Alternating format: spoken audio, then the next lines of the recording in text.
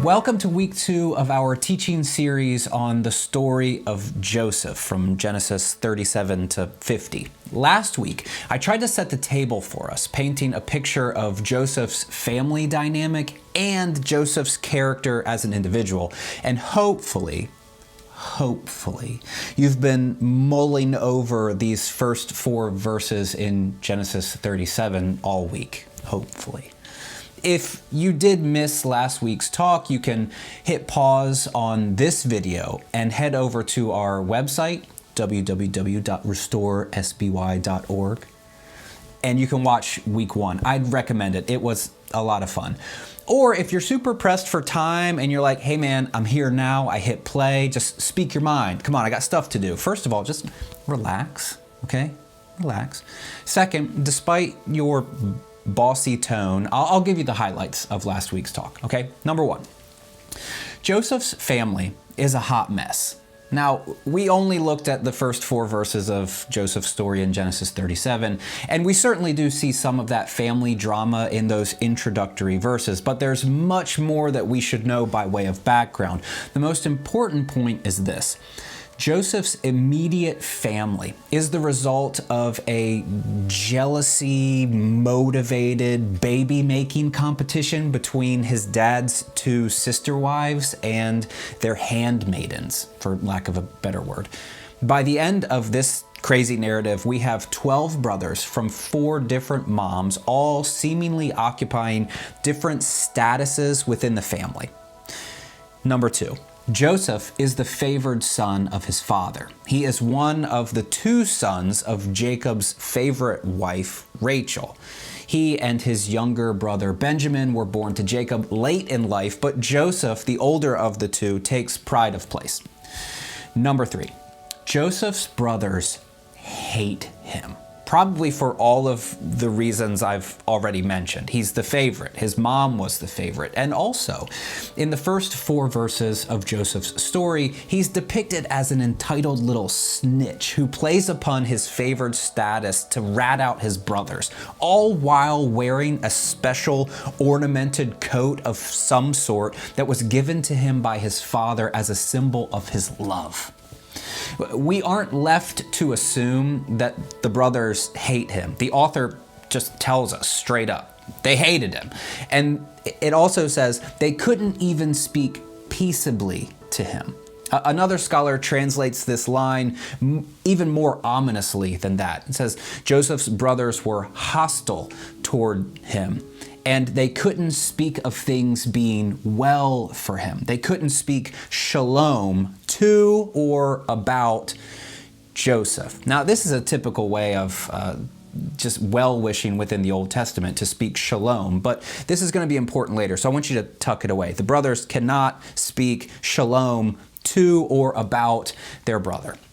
Now, the rest of the chapter, which is what we're going to talk about here, it demonstrates how this animosity between the brothers plays out. And I can tell you, Joseph does not do himself any favors whatsoever in this story. In the very next scene, after the story's kind of bleak introduction about Joseph and his relations with his brothers, it says that Joseph has a dream. And because he's either really naive or really stupid or just really insufferable, he tells his brothers this dream. He says, listen to the dream I had. We were binding sheaves of grain out in the field when suddenly guys, my sheaf rose and stood upright while your sheaves gathered around mine and bowed down to it. It's crazy, right? Can you believe it? I guess I'm going to be kind of a pretty big deal around here. Now you can feel what the brothers are feeling. Correct?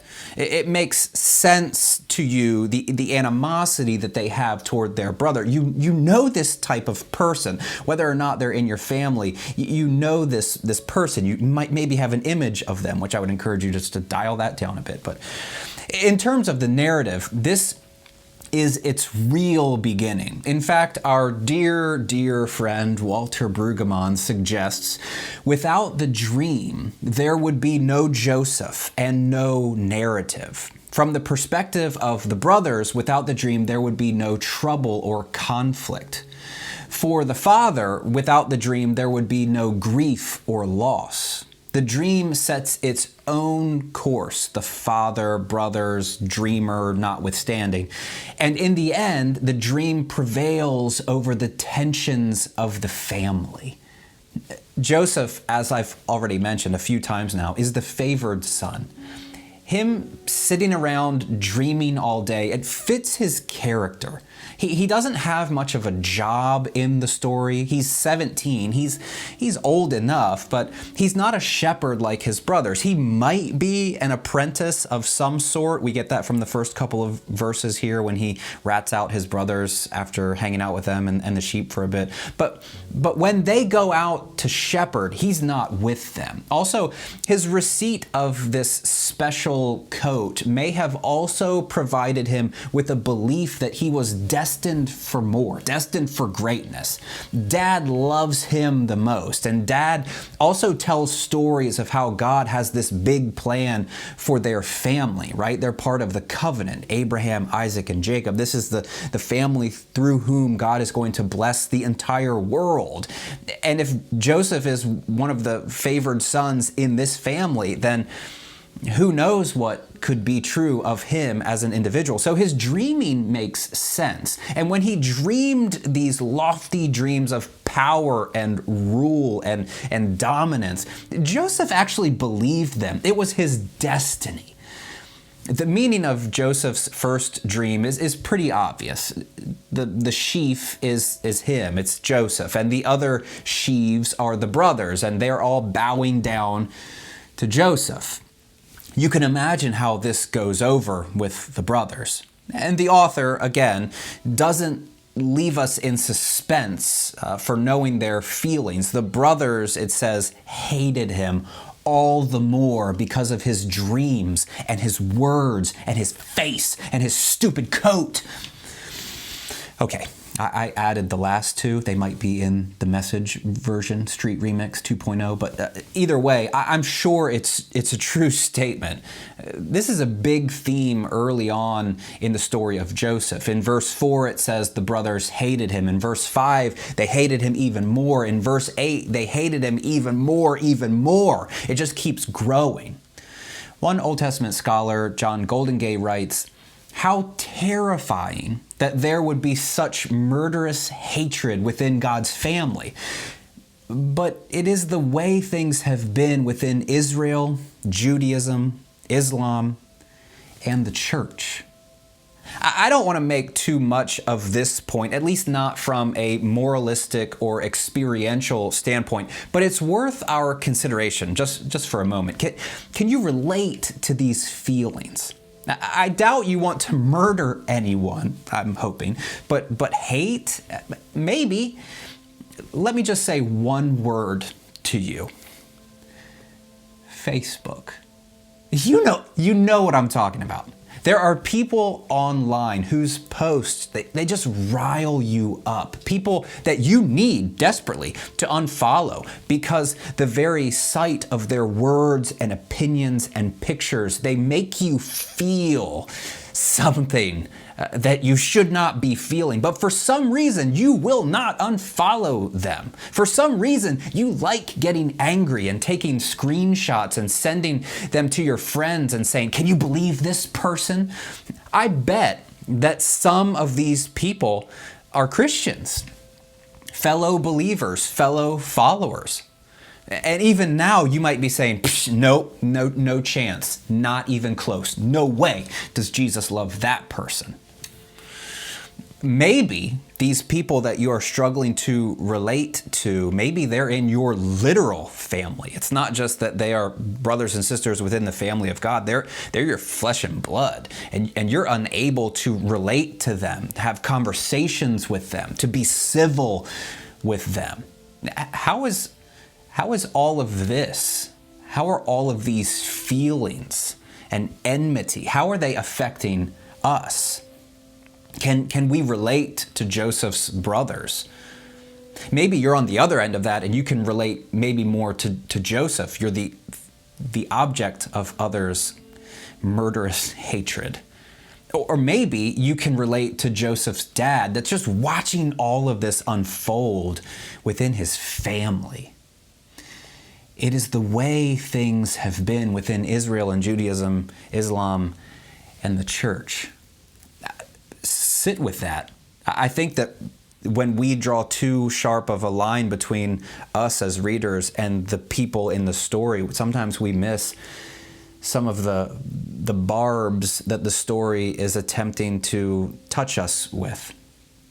As the story continues, Joseph has another dream. And again, because Joseph is either really naive or really stupid or really intolerable and insufferable, he tells his brothers again. Listen, he says, I had another dream. Can you believe this, guys? It's kind of like the last one, but this one's even better. This time, 11 stars were bowing down to me. That's you guys. But the sun and the moon, they were bowing down to me too. I got to tell Dad. Jacob interprets the sun and the moon as him and Joseph's mom, who, remember, is dead. Rachel, Joseph's mom, dies giving birth to Joseph's younger brother Benjamin. So it's sort of unclear who Jacob is referring to when he evokes Joseph's mom. Maybe it's Leah as the new head of household. Maybe it's Rachel's handmaiden. Maybe it's still a reference to Rachel even though she has passed away. But even Jacob, upon hearing this dream, rebukes the favored son, saying, will your mother and I and your brothers actually come and bow down to the ground before you? Get real, kid. The brothers, no doubt, are fully enjoying watching Joseph's rebuke by their father. Maybe, finally, they think, things are starting to turn around. Maybe Dad is seeing what we see. Joseph is terrible. The author clarifies some of the emotions here, stating that the brothers don't hate Joseph. I mean, they do, but here it's a different word. It's jealousy. The brothers are jealous of Joseph. And as for Jacob, the author says that he keeps the matter in his mind.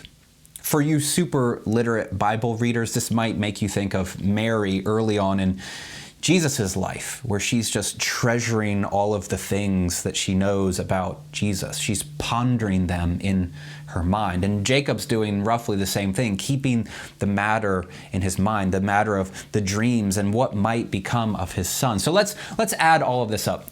Joseph's family is a hot mess. Joseph is the favored son of their father. Joseph's brothers hate Joseph, and then they hate him more, and then they hate him even more, and then we get the real reason for their hatred as if we needed it to be spelled out. They're jealous of him and how their dad feels about Joseph. And then fourth, Joseph keeps giving them reasons to hate him. He has these dreams that he believes preview his imminent rule, which only makes him more insufferable. All of this becomes the background, maybe better, it becomes the impetus for what happens next as the story unfolds. And let's pretend, just for fun, that we don't know what is about to happen, okay? Let's just be good readers of this ancient story together. Now, as I mentioned, Joseph's brothers are shepherds, and after all of this dream stuff, they go out to pasture their father's flocks near Shechem. This is going to be important here in a moment. And Israel, or Jacob, said to Joseph, "Are not your brothers pasturing the flock at Shechem? Come, I will send you to them." And Joseph answers, "Here I am," which is sort of typical back and forth in the Old Testament. So Jacob says to Joseph, "Go now and see if it is well with your brothers and with the flock." Literally here it's go and see about the shalom of your brothers and bring word back to me. Golden Gay notes that somewhat naively, neither Jacob nor Joseph realizes what the potential danger of Joseph's mission is. This potential danger is twofold. One, there's a danger in sending him to Shechem. This is because a couple of chapters to the left of this story, a couple of chapters previously, we hear about Dinah. Remember Dinah? Dinah is a child of Leah. It's Leah's daughter. And Dinah, in this story a few chapters earlier, has gone out to sea among the daughters of the land. This story turns tragic real fast. A man named Shechem kidnaps and rapes her and then gets his dad to try and arrange a marriage with Jacob. At any price, whatever you want, Jacob, I want this woman. I need this woman. And Jacob's sons say that this can't be done for a number of reasons. First being that Shechem just raped their sister. They conceal this reason because they're like their dad, they're tricksters. And instead, they state that Shechem and their people are not circumcised, which is a problem because within Israel, since Genesis 17, this was something that was to happen amongst God's people. They were to be circumcised, and anyone who was not circumcised was cut off from the people of God. Shechem, however, responds quickly, circumcising himself and then convincing all of the men of the town to circumcise themselves with promises of an alliance with the family of Jacob, potentially marrying other daughters and having this trade between the two families. So the men of the town, they go through with this. Just pause there and think about that for a moment. Shechem is really selling this to the people of the town, okay? And it says, and it happened on the third day while they were herding. Yeah, that sounds about right. While they were herding, Jacob's two sons, Simeon and Levi, Dinah's brothers, took each his sword and came upon the city unopposed, and they killed every male. So Shechem, yeah, right, cool town. Joseph, your brothers, they're hanging out, where they murdered all of the men there. Why don't you go and take your ridiculous coat and go and see if everything is shalomy out there in Shechem with your brothers and with the flock, okay? And all of the angry townspeople. Just go and see on that.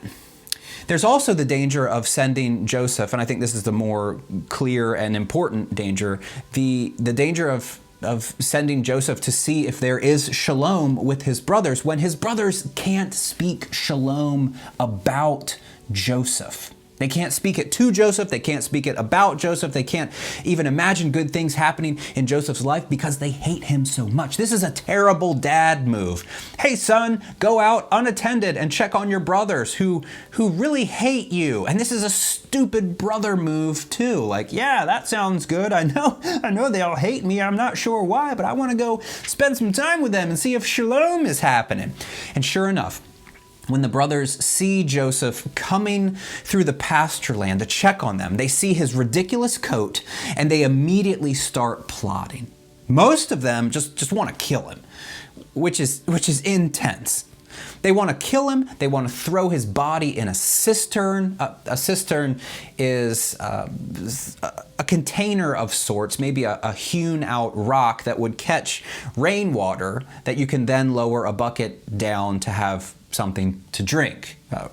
In Israel and in the land here, it was dependent upon rainwater, and this is how they were to get their sustenance. Okay, it would be easy enough to blame this sort of a situation on a wild animal, Joseph sort of going out into the pasture lands to check on his brothers, and they throw him into a cistern and just leave him for dead. Now, for some reason, Reuben, the oldest, dials the violence back a bit, and similar to J. Walter Weatherman in the show Arrested Development, he just wants to teach the Dream Master a lesson.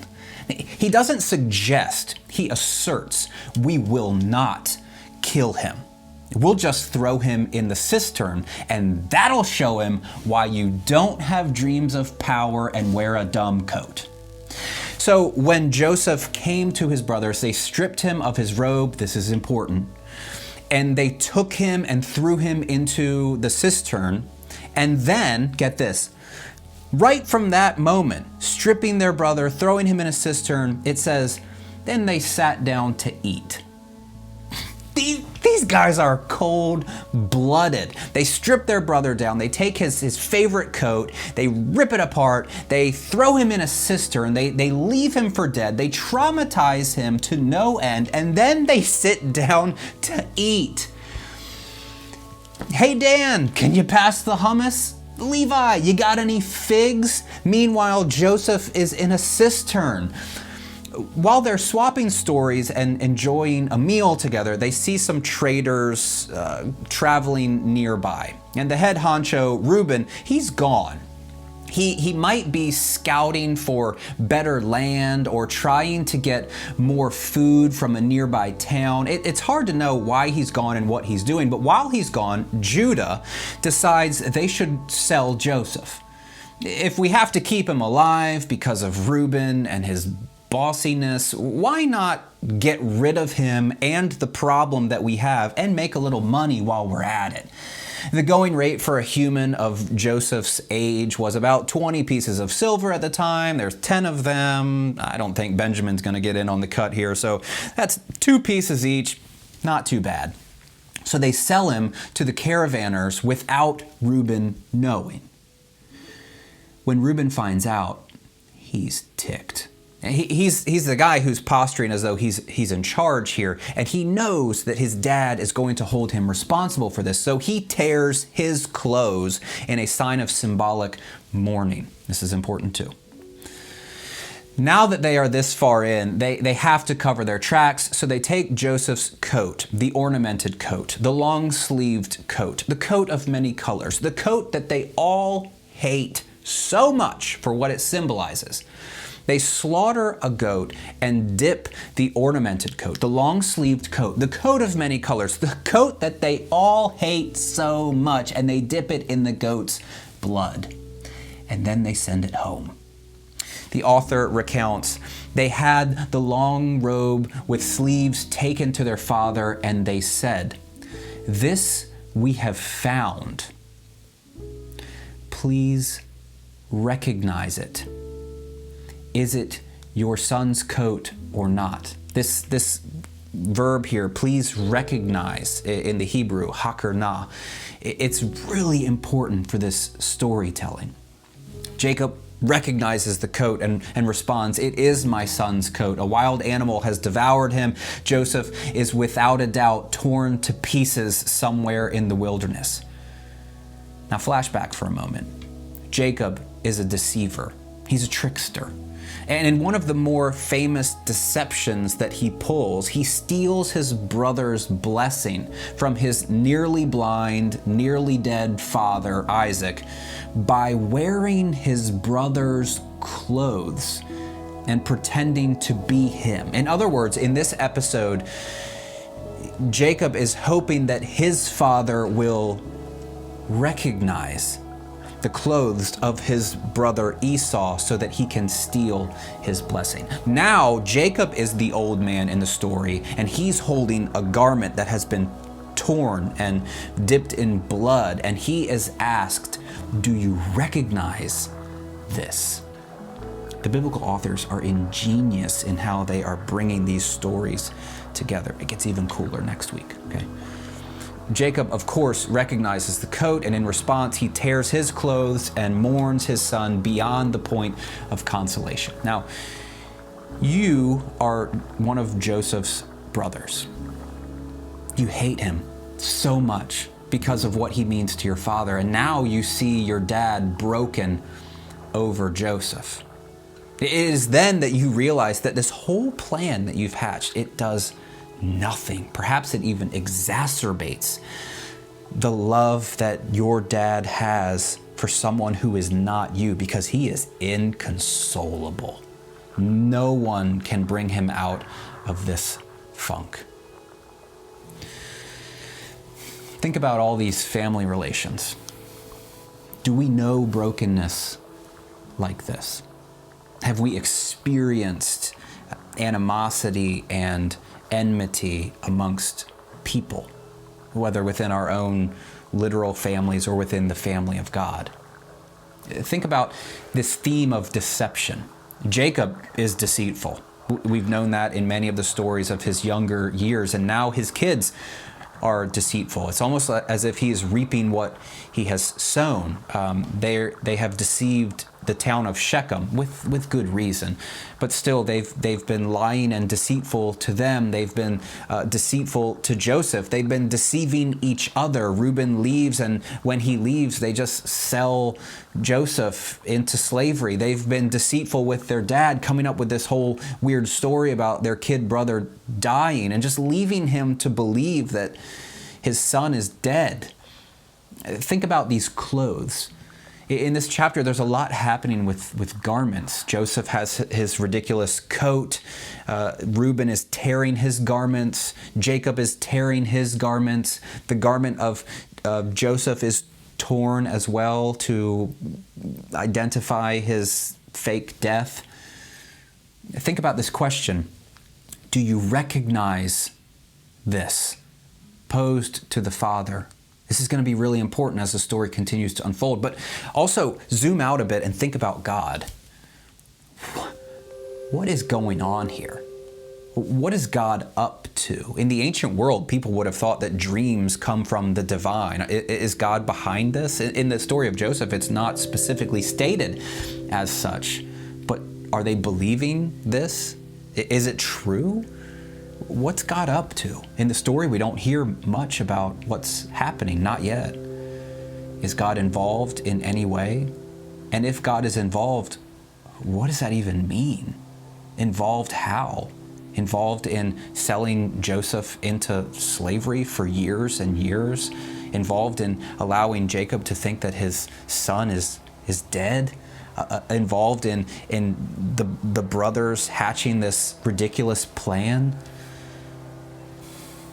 Within this story, we've got a lot of things to consider. And again, this week, I'm going to ask you just to let this sit with you, just to keep it in your mind and come back to it and ask questions of it, have conversations with it, allow it to shape you and transform you. Don't leave it, but pursue it. We'll pick things up next week.